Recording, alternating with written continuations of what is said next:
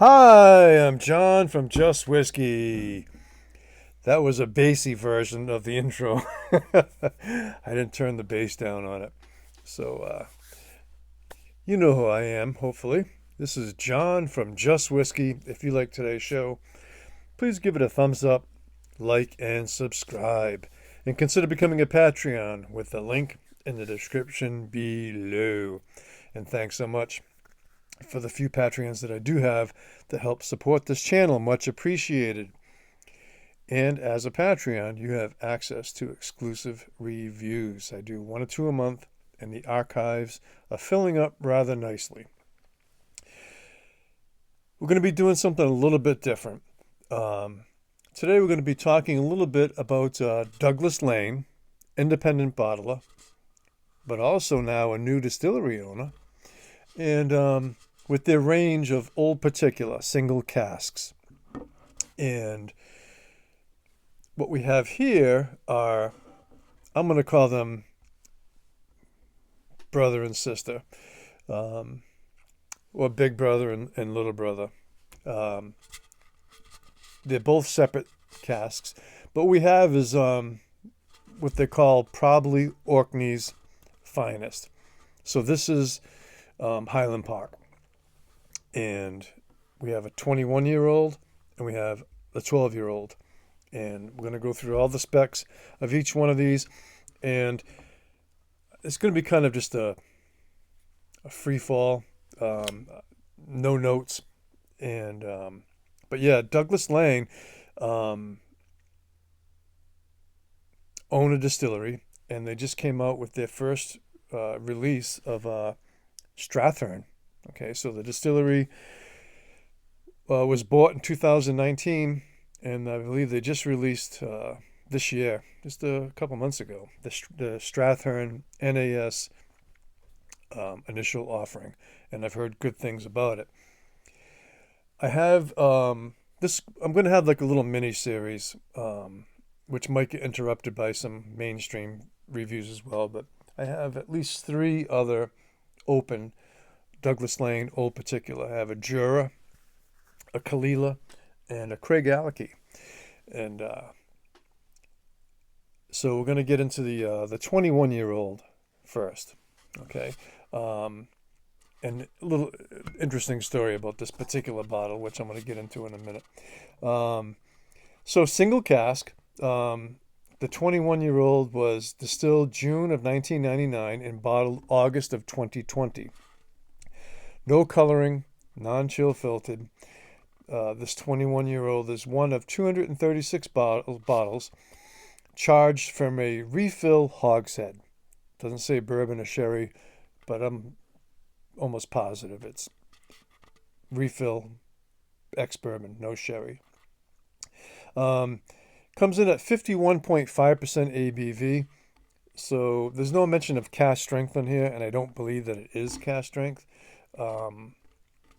And they're both very lightly peated, but the peat is really not noticeable from my palate on the 21-year-old. However, it is noticeable a little bit in the 12-year-old, well, more so, but not a smoky peat by any means. This is very light, heathery peat, but for sake of argument, this 21-year-old, it really doesn't come across as peated really at all. The 12-year-old, maybe a little bit, but not really. But anyway, so yeah, Highland Park is not. They're not heavily peated, and I wouldn't even really call them lightly peated. I think they're like barely peated. It's a nuance rather than a main characteristic. What else can I tell you? So I'm going to read their tasting notes for the 21-year-old Highland Park that has to be called probably Orkney's finest. So their tasting notes on the nose: maritime and pelagic with a sprinkling of salt ahead of gently peated malt. Okay, gently peated. Palate: initially sweet ahead of a smoky and phenolic center.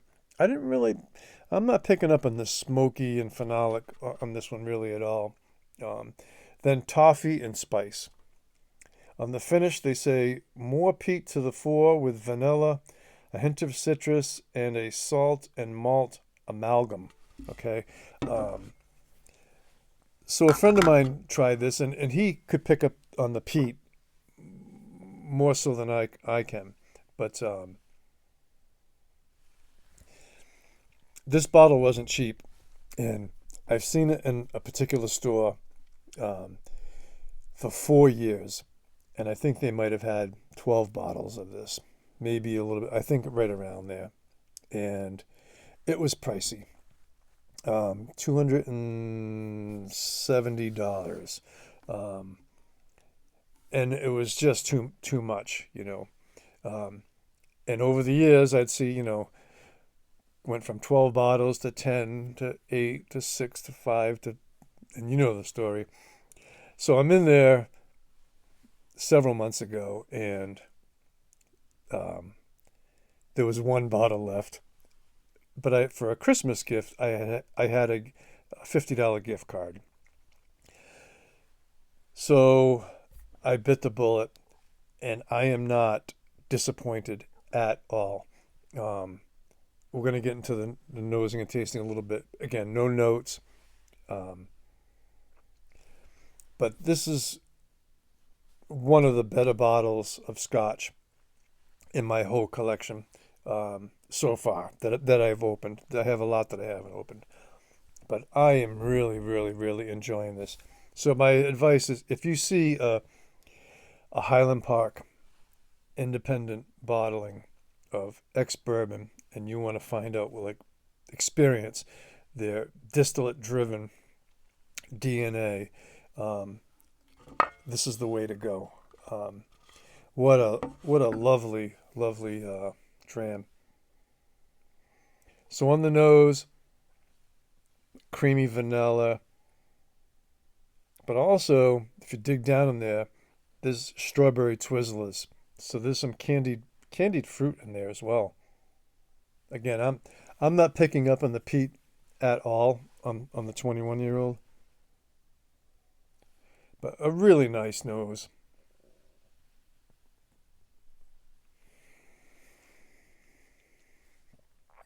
On the nose too, some lemon, grapefruit, maybe a little orange. The palate, there's a lot going on. It's absolutely delightful, complex, fruity, sweet, sour, a hint of some stringency, but more like a little bit of the wood oak tannins, oak spice in there, but so well integrated. Um, this is really, really well done. The finish is a long finish. Of course, it mellows out, but this is what I'm talking about as far as I mentioned it before. From my experience, the higher the age statement, it really benefits if they beef up the ABV a little bit. And this is a perfect example of that. Um, it's they really nailed it. It's just a beautiful dram.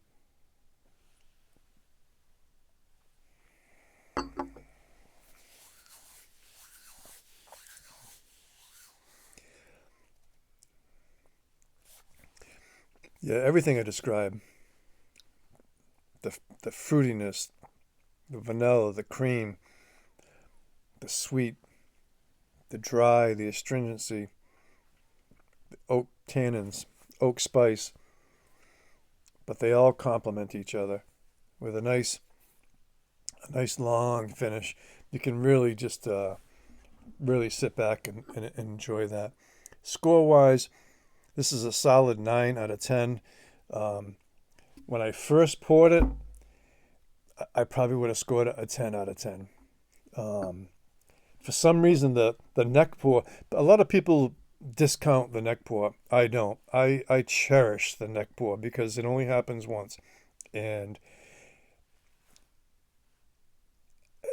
what I like about the neck pour is your brain, it's the first time that your brain and your taste buds are experiencing that. And so it's sensory overload. And then after a while, your brain and your palate become a little more acclimated with it. But this is a master class in independent bottling offering. There's not many. If you happen to see one of these, um, it's worth it. All right. All right. Now off to the 12-year-old.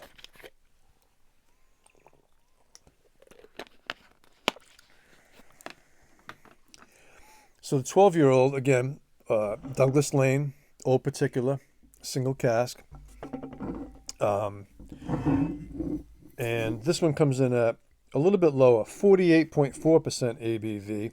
And this is one of 369 bottles charged from a refill hogshead. Um, I should give the reference number because they have the cask number on here. So this 12-year-old, the reference number is DL14270. Okay. When I finish, I'll tell you what the reference number is of the 21-year-old. That's one thing I left out. Um, so this 12-year-old single cask was distilled October 2007 and bottled September of 2020. Again, no chill filtering, no coloring added. And the tasting notes on this. The nose, sea air and sweet barley. I can agree with that. Plus oceanic qualities with toffee and lemon zest. I agree with that. Palate, decadent and full with warm fudge, vanilla pastries, caramel chews, and melted butter. I agree with that 100%. Finish, a perfect marriage of maritime flavors, sea salt with a warming nutmeg spice. Well, you know what I think about nutmeg. Um, Nutmeg is an overused term that a lot of people, I think, make the mistake of using. Nutmeg is a evergreen um, pine. It's an evergreen nut, so it's very piney, evergreeny. Um, but a lot of people will just say they'll say cinnamon and nutmeg, right? But they're two totally different spices. So I'm not really picking up on any pine in here. So that's probably the only thing I disagree with. On the nose, butterscotch bomb. And everything that they said in there except the nutmeg. But butterscotch bomb with a vegetal, a little bit of a vegetal funk. Melon is in there. This is really, really nice too. The 12-year-old is a much richer nose. The youthful vibrancy is more present than the 21-year-old, as to be expected, right?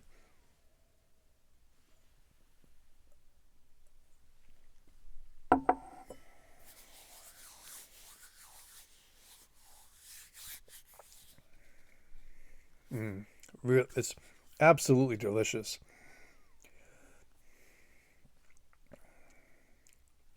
It's really nice in the palate.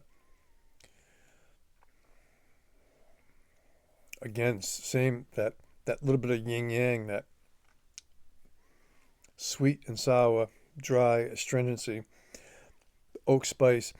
This is, even though it's a little bit lower ABV, it has a little more vibrancy to it and more zest and more oomph to it, flavor wise, than a 21-year-old.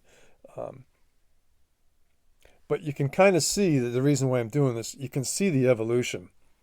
This 12-year-old, you age it for another 9 years. And I think this is probably what you're going to come up with. Yeah. The finish, one more time on this.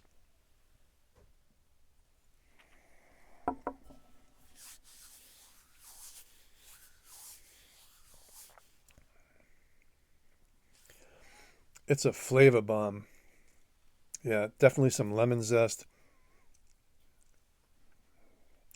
maybe a little bit of candied fruits in there, more like a citrus starburst, like a lemon starburst or an orange starburst, as opposed to the strawberry that I'm getting more in the 21-year-old. Um, but very similar in a big brother and little brother kind of way.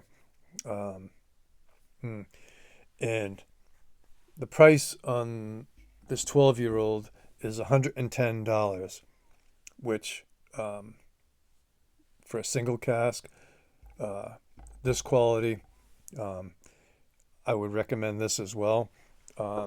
This is absolutely delicious. There's I can't find any flaws with it.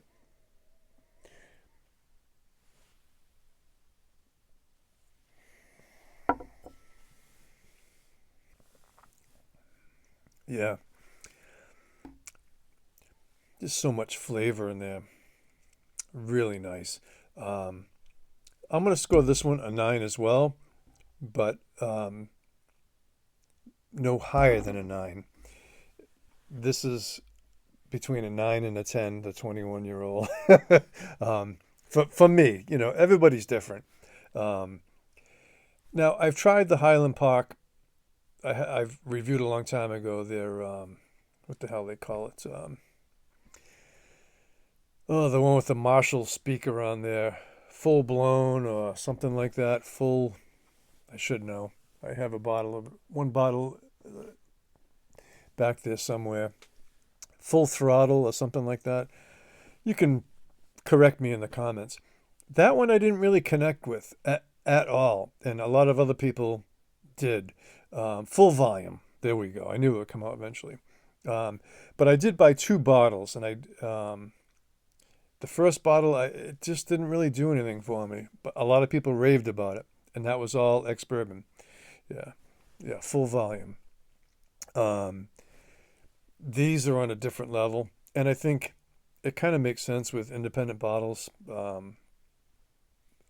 Many times they're as good or better than the core offerings.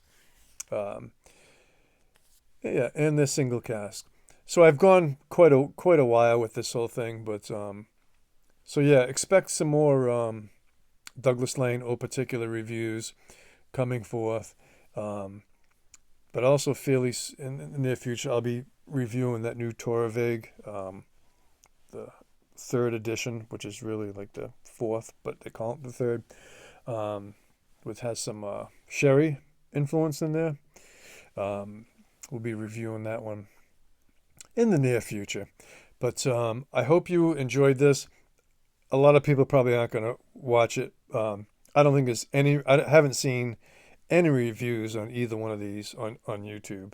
Um, but what you can take from this is what I'm trying to give to you, the viewers, is that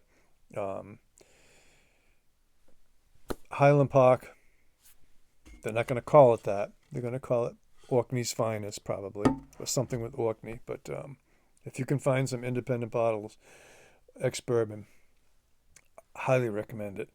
All right, so remember, folks, it's just whiskey.